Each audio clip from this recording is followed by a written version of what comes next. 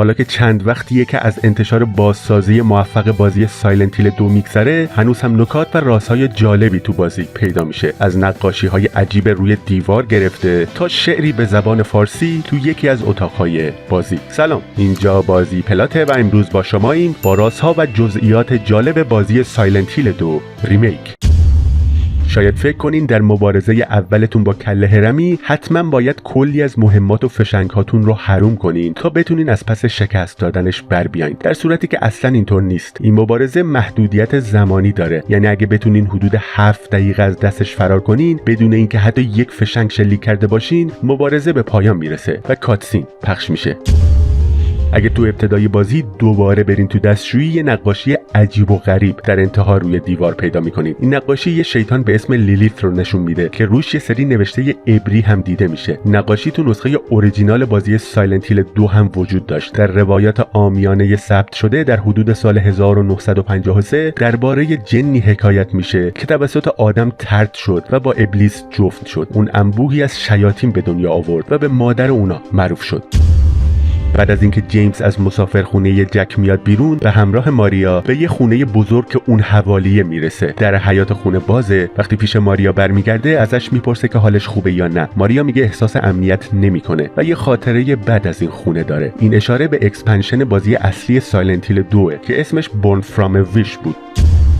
در قسمتی از بازی، یعنی اونجایی که باید خودتون رو به موزه تاریخ سایلنت هیل برسونین، اگه از کنار موزه تاریخ سایلنت هیل رد بشین یه یادداشت پیدا میکنین که در انتهای مسیر کنار یه جسد افتاده. وقتی این یادداشت رو میخونین 2 تا صدا میشنوین، انگار 2 تا جسد پشت سرتون به زمین میخورن. اگه چند قدم برگردین میبینین که 2 تا دشمن مانکن شکل و البته بیجون وسط خیابون افتادن.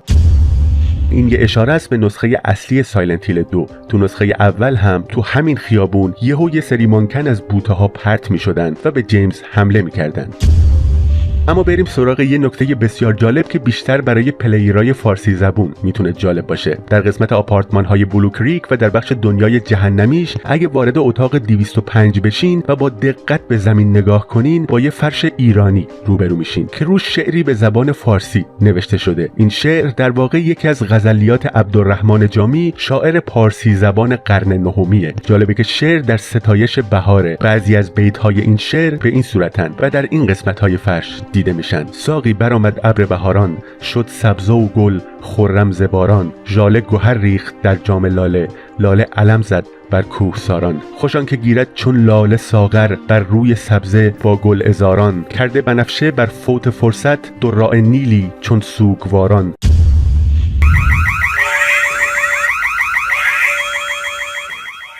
کاربری که محتواهای زیادی درباره بازی‌های سایلنت هیل و رازها و نکته‌هاشون تولید کرده، تو یکی از توییتاش به موضوع جالبی اشاره کرده. در قسمت کلاب هیونز نایت، یعنی همون جایی که مسیرتون با ماریا به اونجا میخوره، وقتی میخواین از کلاب خارج بشین، ماریا کنار در خروجی ایستاده. اگه به تابلوی پشت سرش نگاه کنین، روش نوشته شده کیس یا بوسه. اما نکته جالب اینجاست که بازتاب این علامت تو آینه کناریش به صورت سیک یا بیمار خونده میشه که با داستان بازی در ارتباطه. طبق داستان همسر جیمز به یه بیماری کشنده دچار شده بوده و قرار بوده بمیره، اما جیمز به دلایلی به زندگی همسرش پایان میده و اونو با بالش خفه میکنه. بیماری ماری 3 سال به درازا انجامیده بوده و در این مدت جیمز با مشکلات روحی و روانی و حتی جنسی روبرو بوده. مری قبل از مرگش یه نامه برای جیمز نوشته بوده و به پرستار گفته بوده بعد از مرگش نامه رو به جیمز بده. مری تو نامه به صورت استعاری نوشته بوده که من تو مکان ویژمون تو شهر سایلنت هیل منتظرتم، شهری که اونا با هم خاطرات زیادی اونجا داشتن. جیمز که از لحاظ روانی به هم ریخته و هنوز متوجه جنایتی که مرتکب شده نیست، نامه رو میگیره، به شهر سایلنت هیل میره و اونجا با زنی روبرو میشه که کاملا شبیه همسرش مریه و اسمش هم ماریاست. Do I look like your girlfriend?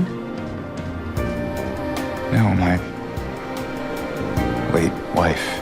ماریا در واقع منیفستیشن یا تجسم همسر جیمز یعنی مری به صورت سالم و زیبا و فریبنده در تصورات جیمزه. از طرفی در قسمت دیگه ای از بازی یعنی در انتهای بخش بیمارستان مقاله‌ای پیدا می‌کنیم که پزشکی از چیزی به نام دنیای دیگرسو یاد می‌کنه و میگه بیماران روانی در دنیایی زندگی می‌کنن که مرز دنیای حقیقی و دنیای دیگرسوه. گاهی به این سمت میرن و گاهی به اون سمت و خیلیاشون کاملا در دنیای دیگرسو هستن و بسیار خوشحال و راضی هم به نظر میرسن و در ادامه این سوال جالب رو مطرح میکنه که چرا ما باید به اسم درمان کردنشون به صورتی دردناک اونا رو به واقعیت خودمون بکشونیم. حالا برمیگردیم به اون علامت که روش نوشته کیس یا بوسه. این علامت نماد تمایلات سرکوب شده ی جیمز به همسر بیمارش در طول مدت بیماریشه که تو آینه به صورت سیک یا بیمار خونده میشه و بهش یادآوری میکنه که دنیای حقیقی اون سمت آینه است و همسرت اونجا بیمار بوده و تو در دنیای دیگر سو هستی. جالب، آینه مرز جدا کننده این دو دنیاست، چیزی که اون پزشک هم بهش اشاره میکرد. همچنین تابلوی خروج هم به طرز نمادینی تو قفس قرار داره و این واقعیت رو یادآوری میکنه که راه خروجی از اینجا نیست و همچنین میتونه با نظریه لوپ بازی سایلنت هیل 2 در ارتباط باشه. یکی از معروف ترین نظریه های طرفدارا نظریه لوپ یا تکراره. این نظریه میگه جیمز تو سایلنت هیل گیر کرده و داره مدام کارهایی که کرده رو تکرار میکنه، انگار داره بازی رو به صورت نیو گیم پلاس هی تجربه میکنه. همچنین این نظریه میگه جنازه های زیادی که از جیمز میبینیم از دفعات قبلیه که مرده. همه پایان ها هم همینطورن. نظریه لوپ تایید رسمی نشده و هر کسی میتونه تفسیر خودشو داشته باشه، اما جدیدن یه بازیکن یه پیام مخفی تو عکس های عجیبی که در طول نسخه ریمیک پیدا میکنی کشف کرده و به این جمله رسیده: تو 2 دهه اینجا بودی، که اشاره به فاصله حدوداً 20 ساله انتشار نسخه اورجینال و ریمیک داره و در واقع داره اشاره میکنه که جیمز